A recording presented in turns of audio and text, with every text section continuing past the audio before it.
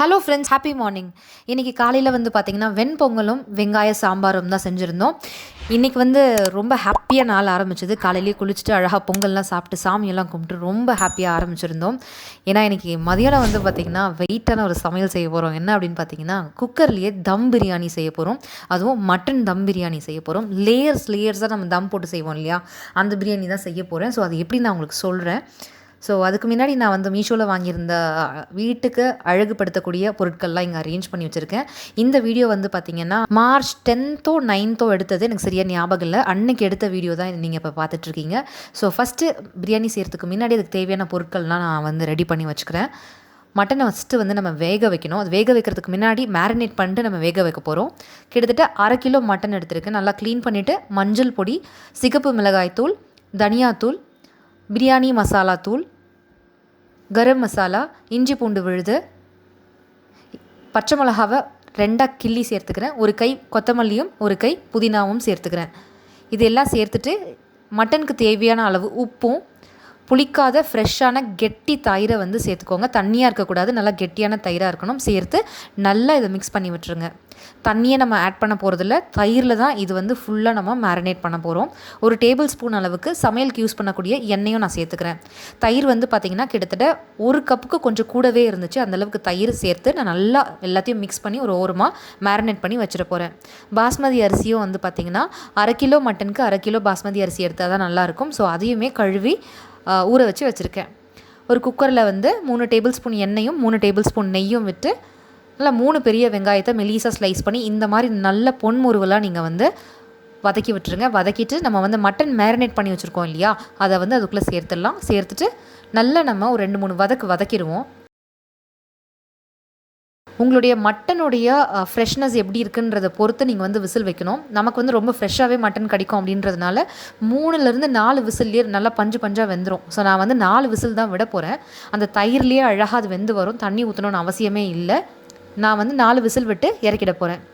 இந்த பக்கம் நம்ம அரிசியை வடிக்கிறதுக்காக ஒரு குண்டானில் நான் தண்ணி வச்சுருக்கேன். அதில் 1 டேபிள் ஸ்பூன் அளவுக்கு நெய் விட்டுட்டு ஒரு 2 பிரிஞ்சி இலை வந்து சேர்த்துருக்கேன்.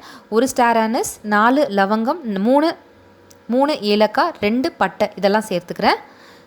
1/2 டீஸ்பூன் அளவுக்கு மிளகு சேர்த்துக்கிறேன். ஊற வச்சுருக்கோம் இல்லையா பாஸ்மதி அரிசி, அதை வடிகட்டிட்டு நான் வந்து இந்த கொதிக்கிற தண்ணியில் சேர்த்துட்டு அந்த சாதத்துக்கு எவ்வளோ உப்பு தேவையோ அந்த உப்பில் ஒரு 1/2 உப்பு மட்டும் இப்போ சேர்த்துக்கோங்க. சேர்த்துட்டு நல்லா ஒரு 80% மட்டும்தான் அரிசி வெந்திருக்கணும். அதுக்கு மேலே வேகக்கூடாது. மீதி வந்து பார்த்திங்கன்னா தம்மில் தான் வேகணும். ஸோ ஒரு 80% வெந்ததுக்கப்புறம் இந்த மாதிரி வாயகண்ட கொலாண்டர் இருந்துச்சுன்னா அதில் வந்து நல்லா வடித்து விட்டுருங்க. நீளமான பாத்திரத்தில் வடித்து விட்டிங்கன்னா அந்த சூடுலேயே அது வெந்துடும். முடிஞ்ச அளவுக்கு வாயகண்ட பாத்திரத்தில் இந்த மாதிரி வடித்து விட்டுருங்க. அதுக்குள்ளே எங்கள் மட்டன் வந்து நல்லா வெந்துருச்சு. நான் ஓப்பன் பண்ணி பார்க்குறேன். அழகாக பஞ்சாக வெந்துருச்சு பாருங்கள். சப்போஸ் நிறைய தண்ணியாக இருக்குது அப்படின்னாக்கா நீங்கள் கொதிக்க வச்சு அந்த தண்ணியை வந்து குறையிற அளவுக்கு நீங்கள் வந்து நல்லா சுண்ட சூடு பண்ணிவிடுங்க. மட்டன் பாருங்கள் நல்லா வெந்து வந்திருக்கு. இந்த திக்னஸ்க்கு கிரேவி இருக்கணும். இந்த நேரத்தில் நம்ம வந்து மட்டனில் ஒரு 4 பாகமாக நான் பிரிச்சுக்கிறேன். 1 பாகம் மட்டும் குக்கரில் இருக்கட்டும், மீதியை வந்து ஒரு கிண்ணத்தில் தனியாக எடுத்துக்கிறேன். அந்த 1 பாகம் வச்சுருக்கோம் இல்லையா குக்கரில், அதுக்கு மேலே நம்ம வடித்த ரைஸை வந்து ஒரு லேயர் போட போகிறேன். இப்போ நம்ம லேயராக தம் போட போகிறோம். ஃபஸ்ட்டு லேயர் வந்து அந்த மட்டன் கிரேவியோடு இருக்க போகுது. அடுத்தது நம்ம வடித்த ரைஸ் இருக்குது இல்லையா, அதனால் உதிர்த்த மாதிரி மேலே அப்படி ஒரு லேயருக்கு போடுங்க. நல்லா அந்த மட்டன் வந்து க்ளோஸ் ஆகிற அளவுக்கு சேர்த்துக்கோங்க. அதுக்கு மேலே கொஞ்சமாக புதினா இலைகளையும் கொத்தமல்லி இலைகளையும் சேர்த்துட்டு 1 டீஸ்பூன் அளவுக்கு நெய்யை வந்து மேலாப்பில் சுற்றியும் ஊற்றிடுங்க. ஊற்றிட்டு அகெயின் மட்டனை வந்து ஒரு லேயர் நம்ம போட போகிறோம். மட்டன் லேயர் போட்டு அகெயின் நம்ம வடித்த சாதத்தை வந்து அது மேலே சேர்த்துக்க போகிறோம். சேர்த்துட்டு அகெயின் நம்ம வந்து மட்டனை வந்து போட போகிறோம். அந்த கிரேவியோடு சேர்த்துட்டு புதினா இலைகள், கொத்தமல்லி இலைகள், நெய் அதே மாதிரியே நம்ம விட்டுக்க போகிறோம். விட்டுட்டு இன்னும் கொஞ்சோண்டு சாதம் இருக்குது இல்லைங்களா, அதையுமே நம்ம வந்து மேலே சேர்த்துக்க போகிறோம்.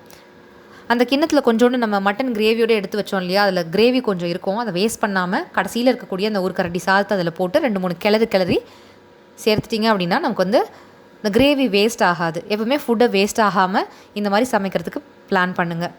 ஸோ இந்த மாதிரி லாஸ்ட் லேயரும் முடித்ததுக்கப்புறம் நம்ம வந்து குக்கரை ஒரு பிளேட் போட்டு க்ளோஸ் பண்ணி தம் வைக்க போகிறோம். அதுக்கு முன்னாடி நான் வந்து மேலேயும் வந்து பார்த்திங்கன்னா கொஞ்சமாக புதினா இலைகளும் கொத்தமல்லி இலைகளும் நெய்யும் விட்டுருக்கேன். அதுக்கு மேலே உங்களுக்கு ஃபுட் கலருக்கு தேவைப்பட்டுச்சுன்னா நீங்கள் கொஞ்சமாக தண்ணியில் கலந்து சேர்த்துக்கலாம். நேச்சுரல் ஃபுட் கலர்ஸ் கூட இப்போல்லாம் அவைலபிளாக இருக்குது. வேணுன்றவங்க அதை சேர்த்துக்கலாம். ஆட் பண்ணிவிட்டு ஒரு பிளேட் எடுத்து நீங்கள் க்ளோஸ் பண்ணி தம் போடலாம்.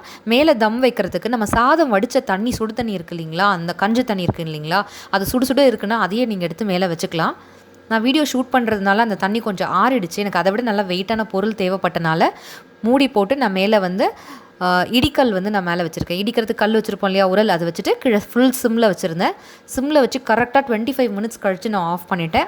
ஆஃப் பண்ணிவிட்டு பார்த்தீங்கன்னா நல்லா பொலன்னு உதிரி உதிரியாக மட்டன் பிரியாணி நல்லா லேயராக கலர்ஃபுல்லாக இருக்குது பாருங்கள். சூப்பராக இருந்துச்சு.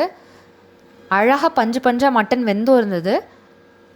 பிரியாணி அரிசியும் வந்து பார்த்திங்கன்னா நல்லா வெந்தும் இருந்தது, அதே மாதிரி உதிரியாகவும் இருந்தது.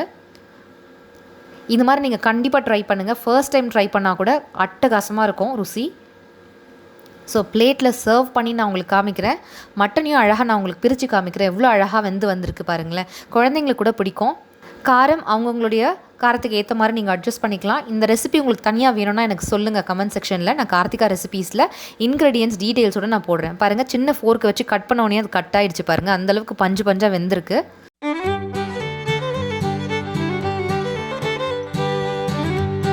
மறுநாள் வந்து பார்த்திங்கன்னா விடிய காலையில் சீக்கிரமாக எந்திரிச்சு பிரெட் டோஸ்ட் ஜாமோடு வச்சு சாப்பிட்டு வெளியில் கிளம்பிட்டோம் ஃபேமிலியோட. Hi friends. ஹாய். ஸோ 2 பேருமே இன்றைக்கி நியூ ட்ரெஸ் போட்டிருக்கோம். கேஷுவலான ஆட்களையே என்னோடய டிஷர்ட். ஸோ போகலாமா? எங்கே போகிறோம்? சொல்லக்கூடாது, சொல்லிடாதீங்க. வெளில போகிறோம். பார்ப்பாங்க. சரண் குட்டி வராரு. என்ன குட்டி சே குட் மார்னிங் எல்லாருக்கும். Good morning. போகலாமா? டாட்டா போகலாம். பாய் சொல்ல எல்லாருக்கும். பாய். கூடுவாஞ்சேரியில் ஒரு கோயில் கும்பாபிஷேகத்துக்கு போக வேண்டியிருந்தது. அது வந்து பார்த்திங்கன்னா மார்ச் 11 அன்னைக்கு அந்த கும்பாபிஷேகம் இருந்தது. ஸோ அன்னைக்கு வந்து கிளம்பிட்டோம் நாங்கள் ஏர்லி மார்னிங்.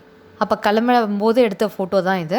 கும்பாபிஷேகம் பார்க்குறது அவ்வளோ பெரிய விசேஷம்னு சொல்லுவாங்க. ஸோ அன்னைக்கு நாங்கள் கூடுவாஞ்சேரிக்கு போயிட்டு அழகாக கும்பாபிஷேகம்லாம் பார்த்துட்டு சாமியெல்லாம் கும்பிட்டுட்டு வந்தோம்.